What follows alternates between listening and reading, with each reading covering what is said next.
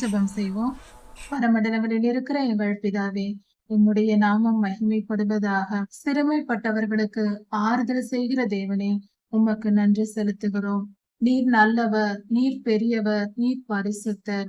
கர்த்தாவே, நாங்கள் சிறியவர்களும் எளியவர்களுமாய் இருக்கிறோம். கர்த்தாவே, எங்களுக்கு ஆறுதல் தாரும். எங்கள் இழப்புகளிலிருந்து எங்களுக்கு ஆறுதல் தாரும். எங்கள் வேதனைகளிலிருந்து எங்களுக்கு ஆறுதல் தாரும்.